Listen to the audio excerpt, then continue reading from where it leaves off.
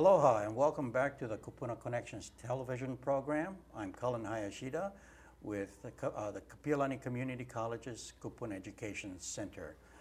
We provide this program on a weekly basis, and today we have a very interesting topic having to do with traveling safely, do's and don'ts for seniors. This is an important topic as older adults want to remain active and engaged and want to travel and travel safely. And first of all, let me ask my co-hosts and my guests to introduce themselves. My name is Tony Hathaway, and I'm the education coordinator at the Kupuna Education Center at Kapi'olani Community College. And I'm Mike Brown. I'm a travel agent supervisor here at Panda Travel in Honolulu. Okay, thank you very much, Mike, for joining us. Sure. Someone that has had years of experience in working with older adults and that older adult market as far as traveling is concerned.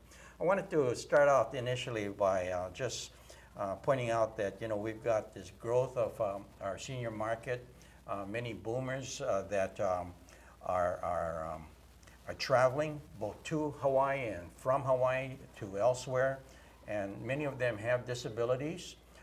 You know, what are you seeing in this kind of trend? Well, it is a big number, especially here in Hawaii, where you kind of have to fly if you're going to go anywhere. It's not like on the mainland where you can drive from Los Angeles to San Francisco in a few hours. You have to fly. So it does involve some logistics. You have to kind of think about how you're going to get where you're going. Yeah. So we have just these three pictures here that we brought along, and I thought maybe we could share with the viewers with regards to what these look like. So here you have this. Yeah, that's a typical airline scenario where you can, when you get to the airport, if you're dropped off or you have a caregiver with you, you don't necessarily need to bring your own wheelchair. They'll loan you one, and an attendant will take you to the gate that you need to get to. Okay. Yeah, that's a great service. And then you've got this situation here going through the security. Yeah, the infamous TSA metal detector. Right. Yeah, they have their own line for wheelchairs. And there are some challenges going through some of those as well, I suppose. Not too bad. A lot of it is like if you're in a motorized wheelchair, they make you remove the battery, and it's just a security measure. But from there on, you know, once you're on the plane, you transfer to a regular airline seat, and your wheelchair goes in storage, and you're good to go until you land. Yeah. See, and in this scene here, we got reserved seating. This is the waiting area at the airport, yeah, for the gate. And they do let, if you have mobility concerns, they will let you board earlier. So you get to board with the frequent flyers that have a gazillion miles. So this is, of course, a growing number of people that are traveling to Hawaii or from Hawaii, and many of them are older adults. Yeah, Hawaii has always been a popular destination for seniors too. I see. So Okay. The numbers are definitely on the rise. Okay, so you're very familiar with some of the issues that involve here. Sure. Well, if we start out at the beginning of our trip and we're looking at doing some planning that will make the trip more fun, maybe a little safer for a senior, what kinds of things should we be thinking about before we actually leave? Mainly you kind of want to think of the destination. Certain places are not going to be as hospitable to a wheelchair, but most, especially here in the States, you have requirements for hotels and whatnot to be wheelchair accessible. Hotel rooms have to be ADA compliant to a certain degree. So it's important to let your travel arranger know that what your limitations are. But we can generally work with anything. So oftentimes it may be better to work with an agency rather than trying to do this on your own. Yeah, especially when you get involved with like looking things up on the internet and whatnot. A lot of the websites may not ask the right questions. Like if you need a wheelchair, yes or no. Sometimes you need more information. A lot of people are still able to walk short distances and handle stairs and whatnot, but others aren't. So, you know, if you're bringing your own wheelchair, is it motorized or not? There's a lot of technical information that a website is never going to be able to answer. So I definitely recommend going through a travel agent. Well, I guess one of the things you mentioned already is a lot of hotels do actually have rooms that are, have special facilities for somebody that's disabled, and you can request You can those request based those. on whatever it is that your disability might be. Right. So some seniors may need a roll-in shower. Others, the tub is okay. It's just those are the kinds of questions we'll ask when you let us know that you need a ADA room. We have to find out the details because there is some variation from hotel to hotel what they can Sure. accommodate. I guess it's also good to see whether or not you can get a hotel room close to the elevator. That's an issue too. If you're not traveling with a wheelchair and just want to walk short distances, being near the elevator is definitely a plus. But I have just as many people who want to be as far away from the elevator as I possible see, for the yes. noise. Yes, yes. So, Okay. That's true. I guess, so it really does come down to the individual. individual preference. yeah. Okay. Well, what about some of the things one might think about in terms of packing if you're an older adult? Are there certain, suggestions you might have in terms of what to bring or how to get ready to pack? Well, what leaps to mind would be medications. I see a lot of people carry around those little Tupperware things where they have the pills all separated by day. Can't bring those. Unfortunately, it has to be in the actual prescription bottle. Oh. So it's a security measure that they do. They don't want people taking a bag of medication just mixed up. It's all got to be in the actual prescription bottle with your name on it. I see. And then you can bring those, and you would suggest, and I guess we all would suggest that you actually do bring your medications, carry them on Definitely with carry you. them on. Don't put them in your checked luggage. Checked Okay. luggage does still have a habit of disappearing, and it may be a day or two before they find it. So just to be on the safe side, always take that in your carry-on. Are there, I don't know if you know the answer to this question, but are there any limitations, like if you have liquid medications? I mean, we know there are restrictions on how much liquids you can take on a flight. Are there any exceptions for medications? There are. or- Well, for medications, as long as it's prescription, it's generally okay. I see, but it have to be in the original bottle. It has to be in its original prescription bottle. Okay. So they do have limits on liquids and gels, which you can carry on. We have a slide for that. I don't know if you have that handy, but it's typically 3 ounces. Oh, yeah, okay, we've got, we have a slide right here. So and that's not just medication. That's also if you're bringing your own shampoos or whatever. 3 ounces is the limit for each little container, and it's however many of those little containers you can stuff into a 3-quart Ziploc bag. And it's generally a good idea to separate those so that if it does have a tendency to open, it won't damage your clothes or anything. And then the 1 and 1? The 3 ounces per bottle, the 1 quart Ziploc bag, and then only 1 bag. And that all goes in your carry-on. If you need more, you can have larger quantities, but it has to be in your checked luggage. So. I see. Okay. Do you find people packing too much or too little when they travel? And it happens to everyone. We all overpack. I've done it myself. I took a trip to Europe that was 3 weeks long. I must have brought 20 outfits with me, 2 big suitcases. It was entirely too much. It's not unusual if you're taking a trip of 5 days or more. Pack light. Do the laundry when you're there. You can do a couple of loads of laundry at a laundromat. Takes you about an hour, and you're done. It's so much better than trying to lug 2 big suitcases around wherever you go. Right. I guess some of the other things people might be interested in knowing is what kind of insurance you might need. I mean, we never used to do travel insurance, but now it's often offered.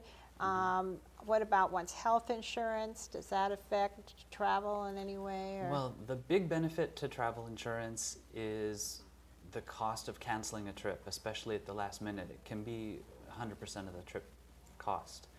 Many times an airline, once you've bought a ticket, it's non-refundable after 24 hours. And the only thing that'll get you out of that is trip insurance. It's the best thing to do. It's a small cost, trip cancellation insurance. If your own medical insurance covers you out of state, usually you have to be referred. So it might be wise to contact your insurance carrier beforehand to find out what needs to happen if anything should go wrong while you're there. But trip insurance is a bargain. It's typically like $30 for if your trip cost is under $1,000 or so per person. It's like minimal cost. What So does trip insurance cover? most of the time, it's going to cover things that are beyond your control. So if you have a death in the family or an illness, a serious illness, if somebody's hospitalized, of either yourself, a traveling companion, or an immediate family member. It won't cover, the boss won't give you the day off or changing your mind. It doesn't cover those kinds of things, but things that an insurance company can independently verify, like calling your doctor, that's generally going to be covered. Also, hurricanes, earthquakes, that kind of thing. So if your destination is a little out of control when it's time to fly and you want to cancel, generally your insurance will cover. But it is important to read the terms and always ask questions beforehand, because there's many different insurance companies out there, and the offerings may be different. Does it cover lost luggage? It typically Okay. does. There's a limitation per bag, and I suppose it depends on the company, but they do cover your lost luggage. The cost to ship it back home to you once it's found, and they give you an allowance based on how many days your luggage is lost. Most lost luggage, though, is found within 24 hours and shipped right to your hotel. How about traveling alone or traveling with a group for older adults? It is to your advantage to travel as a group. There are a lot of companies out there like Globus that do escorted tours, where you have a tour escort from start to finish. Maybe just a couple of days throughout that are independent, where you're on your own. You can go to your own restaurant or wherever you want to go. But those are really good because you have somebody to watch over you, and nothing can really go wrong. You travel as a group in a bus, and they take you right to the destinations. You don't have to hassle with parking or traffic. It's just more relaxing. Yeah, not as stressful, yeah. Exactly. A lot of the stress of traveling is, you're essentially lost. From the time you arrive at the airport, you've never been there before. It can be kind of scary to rent a car, follow directions and that kind of thing. So sometimes it's better to just take the shuttle to your hotel, tour escort meets you, and then off you go. I guess the good thing is there's sort of options, right? Depending on who you are. There are some elders that might be quite adventurous and are fine with making those arrangements. Sure. And then there's some maybe some in between, and then there are those who, and maybe especially if you're planning to go to a foreign country, Right. being with a group where somebody you have somebody with you who can negotiate the language and Yeah. kind of knows what's going on, Definitely then a it lot would more. be a lot more, then it might Much be a more lot more comfortable. relaxing. Absolutely, yeah. Strength in Yeah. numbers. Yeah. Yeah. So let's talk about, let's say now you're at the airport and then you're getting ready to, be in transit, let's say. And there are just a number of issues. Let's say, for example,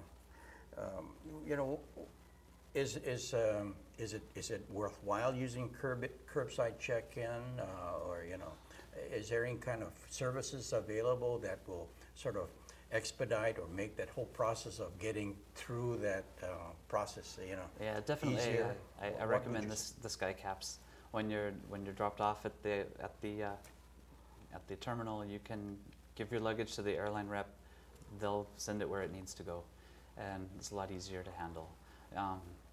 It's one less thing you have to carry while you're standing in line to go check in. But if you can give it to the sky caps, they'll give you a receipt for it, your boarding pass, and you just go to your gate and relax. No extra cost, although they do recommend tipping, $1 a bag or so. So, and as far as getting a wheelchair, those things need to be done or arranged for in advance for travel. Yeah, it's advisable to book that in advance. They generally have the wheelchairs available, but if they know you're coming, they'll have it ready for you when you're there. That seems to vary a little from airport to airport and from airline to airline. It can. Sometimes if there are a lot of demand for wheelchairs at a particular time, busy Friday or Sunday, it may take a little longer. So you do want to try to arrive at the airport. Typically they recommend 2 hours before flight time, so you have time to get through security and all that, and still get to the gate a good half hour before flight. I think someone mentioned to me that they have a handicap, tag for their car, and they were told they should bring that with them when they travel because it makes things easier and they can show it to people that they Absolutely. need that. Yeah, if you have the kind that hangs from the rear view mirror, and you can take it with you in a rental car as well.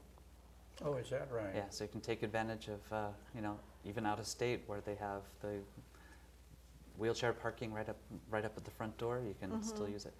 Okay. So even if the disability parking signage looks a little different, it does not matter. Yeah, as long as you have that little wheelchair logo Uh-huh. thing, you can hang it from the rear view and you should be fine. It should be fine. Great. I see. So now people going through, check-in, I guess one of the things with older adults too, you have to make sure that you go to the bathroom before you actually board the plane, because there may be quite a while before you actually can get to the bathroom, I suppose, yeah? Yeah, it definitely can be a long delay, especially if you're going somewhere where the weather is not so good. Yeah. Delays happen, so yeah, definitely you want to take care of that before you go. Before you even board the plane. Because even after you board the plane, oftentimes it'll be a while before they even allow you to sit up and Yeah. walk around too, Yeah. I guess. Yeah, that can be tricky. So with older adults, yeah. Yeah. Well, and I guess along with that comes, I know one of the things I always do, because you can't take in, except that small amount of liquid through the,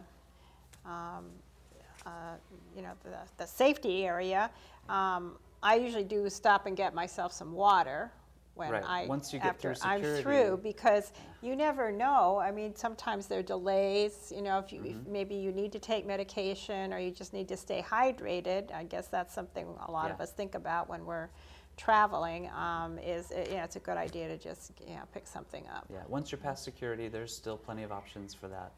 Nice inflated prices, but it's Yeah. there. You recall any, accidents or incidences, with regards to some of the challenges that some of the older adults have had in the whole process of going through? I think probably the most difficult thing that we've ever had to deal with was somebody that didn't have their ID with them. They would have you believe that that's the end of the line, you won't go, but you actually can still get on a plane if you don't have your ID. You do need to get there early and make sure that you give them plenty of time, but they'll take you through extra security and quiz you about if anybody has come in contact with your luggage and so on. And it is possible to still get on a plane. It's just you got to give them time to do the proper screening. And generally, we want to encourage people. we want to make sure, do save yourself the hassle and bring your ID with you. Yeah, absolutely. But it has happened before. If you're traveling, your purse gets stolen or misplaced, and you don't have your ID. It's not the end of the world. You can still get where you're going, but you just have to plan ahead. Call your travel agent for assistance, or if you have family at home that might have a copy, and I definitely recommend that you do that. Leave a copy of your passport and all that somewhere safe, so if it gets lost, it can be replaced quicker. Is there anything you recommend about getting in, if you have connecting flights, is there anything you would suggest to people, what they might need to be aware about that to make sure they get to their next flight? Most of the time, the airlines are very helpful with that. When you arrive in, let's say you're changing planes in Dallas, you arrive in Dallas, you have, if not little TV monitors telling you where the next flight number's gate is, they'll have attendants there. If you need a wheelchair, it'll generally be waiting for you when you exit your first plane and make your connection, so then you'll have the attendant that can physically take you to the next gate. It's incredibly helpful. Yeah, I would really second that, because often you just don't have any idea how far it is. And sometimes you're really lucky and it's just, a few steps, but Sure. more than, so many times you have to, go to another terminal, or it's a really long walk. Yeah, and a big airport like Atlanta or Dallas, that can really be crazy. So, yeah, it's definitely a good idea to make sure your travel agent will offer connections that are valid, but some are shorter than others. So if a connection is a little short, it's okay to say, hey, maybe a little bit longer for that one just in case. Most connections, they'll keep them 4 hours or less, but typically an hour, hour and a half is all you really need. But And if they you've can got be some longer. kind of, some weather situation that arises, or mechanical failure and delay and other kinds of issues that come up, being caught in this connecting airport can be, It can be a quite problem traumatic. because flights coming in may be delayed where flights going out weren't. You never really know. And weather on the East Coast, we may say here in Hawaii it doesn't affect us, but it does, because if those flights are delayed on the East Coast, they can't head over to the West. So it can be tricky and flights will be delayed. And that can cause connection problems. yeah. So as a general rule, I try never to fly on the last flight of the day, especially if you're traveling in the wintertime.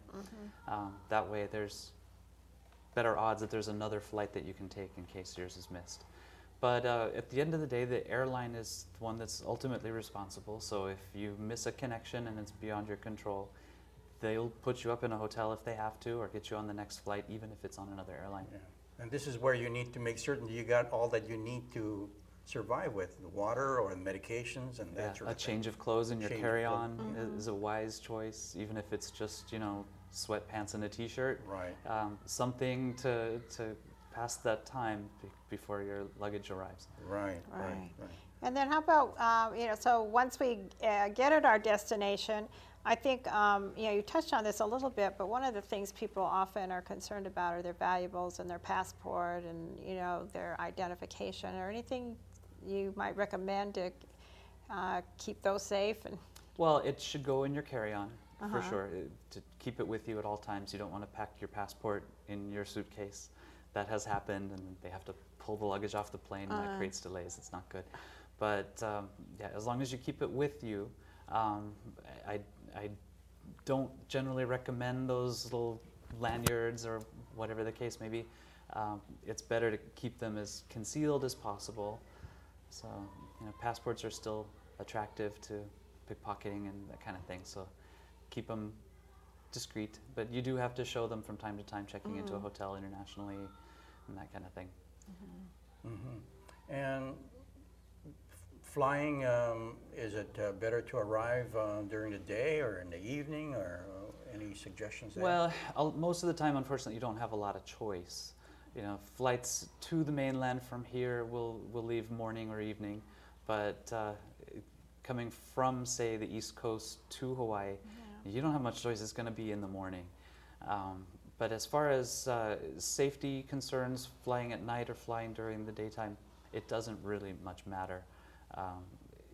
But like I said, if you're changing planes, you might want to keep it earlier in the day, just so that if anything happens, there's time to catch another flight. yeah, as you mentioned, oftentimes there used to be more choices, but there often aren't too many anymore. What about if you have a health emergency? Generally speaking, 911 is the first person to call if you're in an emergency. But you do want to pre-plan things like that. Find out if your insurance carrier will cover you where you're going. But if you have certain medical needs and somebody is with you that can be aware, that's definitely a plus. And carry all your necessary, cards, the insurance cards and that sort of thing would be Sure. a good idea. Yeah, and if you have any allergies, make sure you have that somewhere, so it's accessible. Medic alert bracelets are a good way to go for that. Okay. And I guess it's important just to have fun too, I guess. That's the most important thing. That's the reason why we're traveling. Assuming that it's a leisure trip, but business trips, visiting relatives, all that stuff. The most important thing is to just keep it as simple as possible and just have a good time. Yeah. So from all of this, are there some examples that you've had in the past where you've got positive experiences, or some experiences that you've encountered that may provide our seniors who are traveling with maybe a little bit more of a beware? Well, definitely, we've had some amusing, terrible things that have happened to people. A couple of years ago, we had a group tour that we had organized that was going into Canada. And it was just one of these strange things that nobody ever expected to have happen. But one of the participants in his youth had had a drunk driving incident, and he forgot to mention it when they asked if you'd been convicted of anything like that, and they would not let him enter Canada.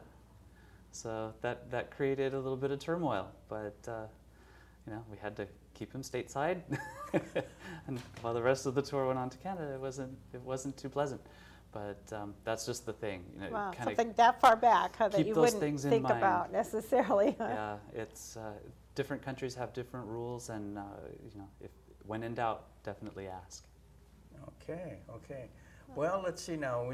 We're just about out of time right now, and we've covered a lot of ground. So for our viewers who've heard so many suggestions and tips, if you had to have just one point that you wanted to make to them, what would that be? I would think it would just be to kind of keep in mind what your limitations are, let your travel agent know, and we'll do the rest. Really, from start to finish, that's our job. So we'll make sure everything works out. Okay. Yeah, so I guess the point is to travel and have fun requires perhaps some assistance and ask for that assistance as necessary. Absolutely. That's an important part of the But there's whole really process. no reason to stay home if you want to go somewhere. We can work it out. Right, despite of disability, even with disabilities. Correct. Okay, terrific. Thank you very much, Mike. Appreciate you coming and sharing all your information with us. And for all of you out there, thank you very much for watching again Kupuna Connections TV series, and our topic today, traveling safely, do's and don'ts for seniors. So again, hope to see you again next week. Aloha.